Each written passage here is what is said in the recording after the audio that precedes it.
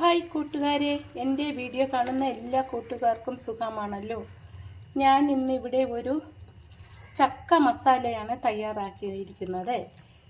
ഇത് കഴിക്കാൻ നല്ല ടേസ്റ്റാണ്. അപ്പത്തിൻ്റെ കൂടെയും ദോശയുടെ കൂടെയും ചോറിൻ്റെ കൂടെയും ഒക്കെ കഴിക്കാൻ നല്ല ടേസ്റ്റാണ് ഈ ചക്ക മസാലക്കറി.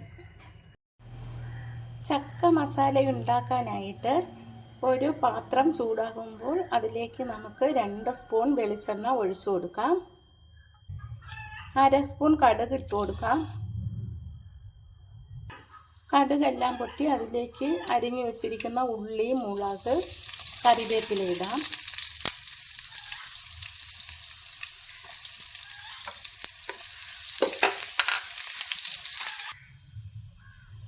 കടുക് താളിച്ചത് ഒരു പാത്രത്തിലേക്ക് മാറ്റി വയ്ക്കാം.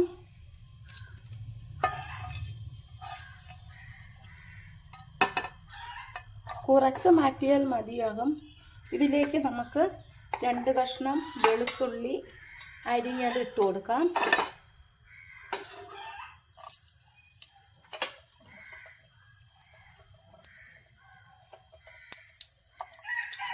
ഇട്ടൊന്ന് ഇളക്കി കൊടുക്കാം. ഇതിലേക്ക് ഒരു സവാള അരിഞ്ഞത് ചേർത്ത് കൊടുക്കാം. ഇതിലേക്ക് അരിഞ്ഞ് വെച്ചിരിക്കുന്ന ചക്കച്ചുള ഇതേ ഷേപ്പിലാണ് അരിയാനുള്ളത്, അത് അതിലേക്ക് നമുക്ക് ഇടാം. ക്യാപ്സിക്കം അരിഞ്ഞത് ഒരു ചെറുത് അരിഞ്ഞത് ഇതിലേക്ക് ഇട്ട് കൊടുക്കാം. ഇതിലേക്ക് ഒരു 1/2 സ്പൂൺ ഉപ്പ് പൊടി ചേർത്ത് കൊടുക്കാം. ഇനി നമുക്കിത് എണ്ണയിലേക്ക് ഇട്ടൊന്ന് വഴറ്റിയെടുക്കാം. ഇത് കുറച്ച് സമയം വഴറ്റി കൊടുക്കാം. ചക്കയും മുളകും ഉള്ളിയെല്ലാം വഴണ്ടു വന്നിട്ടുണ്ട്. ഇതിലേക്ക് നമുക്ക് കുറച്ച് മഞ്ഞൾപ്പൊടി ഇട്ട് കൊടുക്കാം. ഒരു 1/4 സ്പൂൺ മഞ്ഞൾപ്പൊടി ഇട്ടു. 1/4 സ്പൂൺ ഉലുവപ്പൊടി ചേർത്തു. 1 സ്പൂൺ മുളക് പൊടി ഇട്ട് കൊടുത്തു.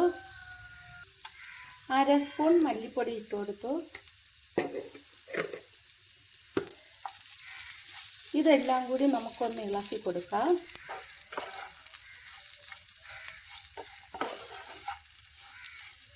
മുളകിൻ്റെയൊക്കെ പച്ച മണം മാറുന്നത് വരെ ഒന്ന് ഇളക്കി കൊടുക്കാം.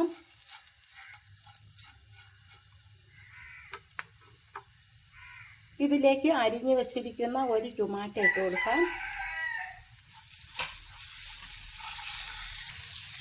ഇതിലേക്ക് നമുക്കിനി 1 കപ്പ് തേങ്ങാപ്പാൽ ചേർത്ത് കൊടുക്കാം.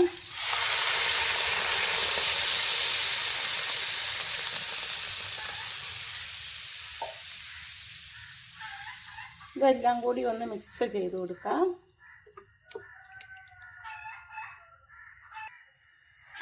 ഇത് നമുക്കൊരു അടപ്പ് വെച്ച് അടച്ച് വേവിച്ചെടുക്കാം. ചക്ക മസാലക്കറി വെന്ത് വരുന്നുണ്ട്. ഇത് നമുക്കൊന്ന് ഇളക്കി കൊടുക്കാം. ഈ ചക്ക മസാലക്കറി ഉണ്ടാക്കാൻ വളരെ എളുപ്പമാണ്, നല്ല ടേസ്റ്റാണ് ഇത് കഴിക്കാൻ.